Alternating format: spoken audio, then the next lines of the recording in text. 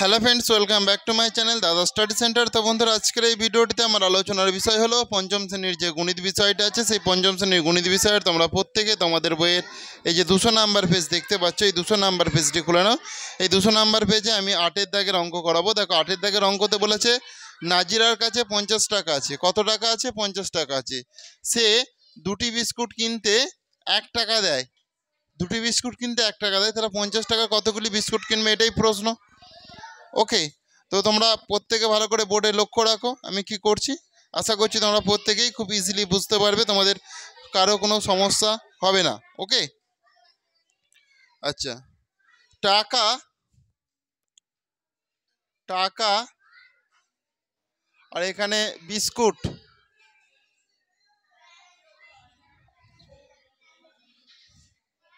Biscuit প্যাকেটে টি। Clear? দেখে নাও ভালো করে। তাহলে 1 টাকায় দুটি বিস্কুট মানে দেয়, তাহলে 50 টাকায় কতগুলো বিস্কুট দেবে? 50 টাকায় কতগুলো বিস্কুট দেবে?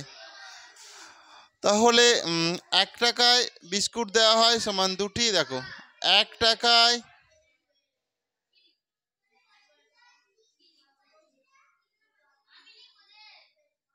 বিস্কুট দেয়া হয় সমান দুটি,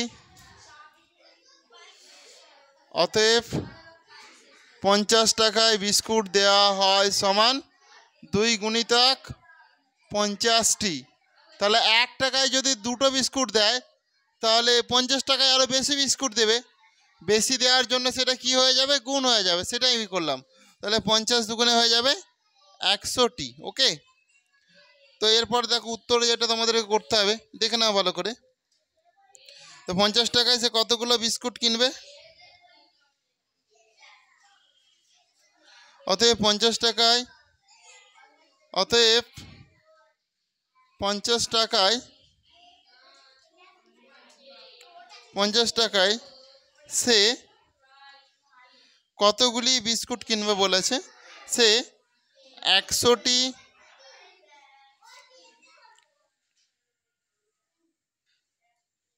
বিস্কুট কিনবে।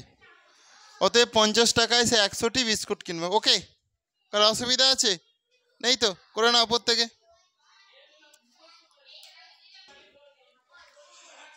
করে নাও। এটা তোমাদের 8-এর দাগের অঙ্ক। 8-এর দাগ নাম্বারটা দেওয়া হয়নি, 8-এর দাগের অঙ্ক। করে নাও প্রত্যেকে।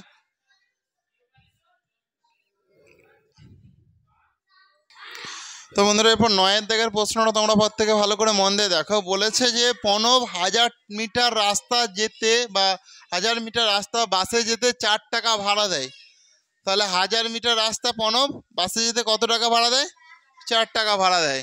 তাহলে সে 5 টাকা ভাড়া দিয়ে কতটা রাস্তা যাবে, এটাই প্রশ্ন। কতটা রাস্তা যাবে বলে তোমাদের মনে হচ্ছে সে 5 টাকা ভাড়া দিয়ে? তাহলে টাকা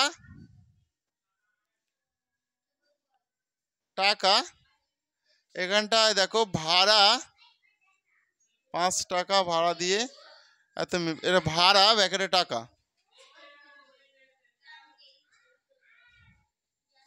ভাড়া ব্যাকেটে টাকা, দূরত্ব মানে রাস্তা ব্যাকেটে মিটার করে দিচ্ছি, রাস্তা ব্যাকেটে মিটার করে দিচ্ছি।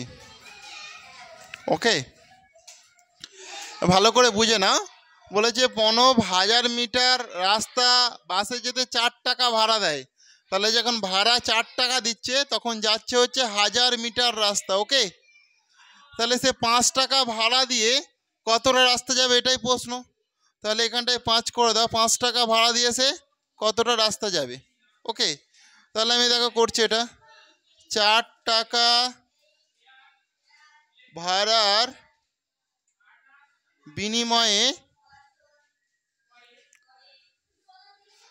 রাস্তা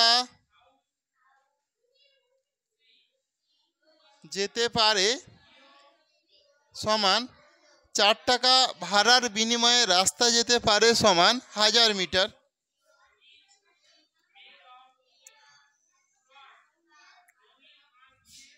ওকে, অতএব 1 টাকা ভাড়ার বিনিময়ে 1 টাকা ভাড়ার বিনিময়ে রাস্তা যেতে পারে সমান, তাহলে যখন 4 টাকা জায়গায় 1 টাকা দিচ্ছে তার রাস্তাটা কমে যাচ্ছে, তো কমে যাচ্ছে মানে সেটা কি ভাগ, কমে যাচ্ছে মানে কি ভাগ। তাহলে এই যে এখানে 1000 আছে, 1000 ভাজিতক এই 4টা ওখানটায় চলে যাবে, এই 4। আমরা এটা এইভাবেও লিখতে পারি, এইভাবেও লিখতে পারি, আবার আমরা কেউ 1000/4 মানেও সেই এটা ভাগ্যেই বোঝায়, তাহলে এটা এইভাবেও লেখা যায়, এইভাবেও লেখা যায়। আমি আমার সুবিধার জন্য এইভাবে লিখে দিচ্ছি, এটা সুবিধা হবে খুব ভালো। তাহলে এটা আমি 1000/4 লিখে দিচ্ছি, 1000/4 মিটার।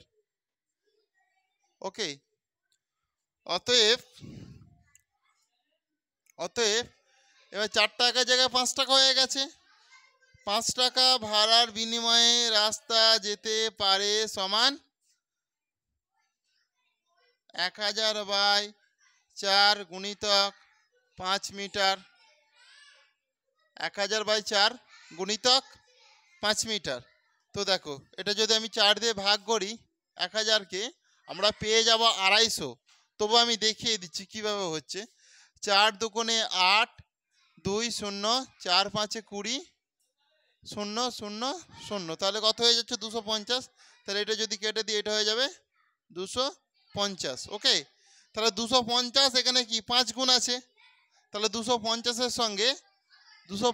সঙ্গে যদি আমি 5 গুণ করি, 5 0 0, 5 5 25, 5 হয় থেকে 2, 5 দুগুণে 10, 11 12, তাহলে হয়ে যাচ্ছে কত 1250 সমান 1250 মিটার। কারো কি অসুবিধা আছে? কারো কি অসুবিধা আছে বুঝতে? প্রত্যেকে বুঝতে পেরেছ? তাহলে এটা দেখো আমি কি করে দিচ্ছি, এখানটায় দেখো তো সে 5 টাকা ভাড়া দিয়ে কতটা রাস্তা যাবে, উত্তর লিখে দিচ্ছি। অতএব সে 5 টাকা ভাড়া দিয়ে, অতএব সে 5 টাকা ভাড়া দিয়ে 1250 মিটার রাস্তা যাবে। ওকে, করে নাও, প্রত্যেকে করে নাও, প্রত্যেকে করে নাও। তো দেখো এরপর তোমরা 10-এর দাগের প্রশ্নটা ভালো করে দেখো। বলেছে ইয়াসিন 1000 গ্রাম চা 200 টাকায় কেনে, বলেছে যে সে তাহলে 50 টাকায় কত গ্রাম চা কিনবে। দেখো টাকা,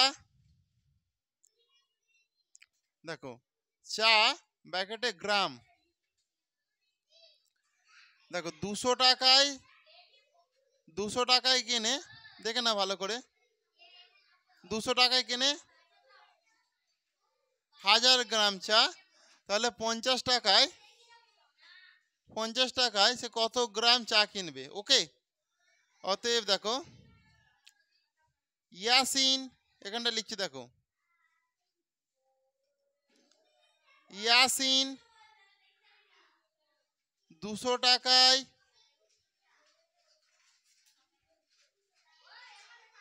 কেনে 1000 গ্রাম চা। ইয়াসিন 1 টাকায় কেনে, তাহলে 1 টাকায় কম হবে, তো তাহলে কম হলে সেটা কি ভাগ, তাহলে 1000/200 গ্রাম চা। ওকে, অতএব ইয়াসিন, এই যেখানে 50 আছে, দেখো 50 টাকায় কেনে সমান 1000/200 গুণিতক 50 গ্রাম চা। ওকে, তাহলে এই 0 এই 0 এই 0 এই 0 কাটা, 2 5 10। ওকে, 2 5 10, তাহলে 5 5 কত হয় 25, আর একটা শূন্যর জন্য 0, তাহলে 250 গ্রাম চা। ওকে, 250 গ্রাম চা হয়ে গেল। তাহলে সে 50 টাকায় কত গ্রাম চা কিনবে? অতএব সে 50 টাকায় 250 গ্রাম চা কিনবে। ওকে, কারো কি অসুবিধা আছে? নেই তো? তাহলে প্রত্যেকে তোমরা করে নাও। তো বন্ধুরা, আজকের ক্লাসটা তাহলে আমি এখানেই শেষ করলাম, কারণ তোমাদের 200 পেজের সমস্ত অঙ্কই কমপ্লিট হয়ে গেল। এরপর নেক্সট দিন আমি নেক্সট অঙ্ক করাবো, সেই জন্য তোমাদেরকে বলা, তোমরা নেক্সট ক্লাসটা যদি সবার আগে পেতে চাও চ্যানেলটিকে অবশ্যই সাবস্ক্রাইব করে পাশে থাকা বেল আইকনটি বাজিয়ে নোটিফিকেশান অল করে দাও, তাহলে নেক্সট ক্লাসটা সবার আগে তোমার কাছে পৌঁছে যাবে। ওকে, থ্যাংক ইউ বন্ধুরা, আসছি তাহলে, প্রত্যেকে ভালো থেকো।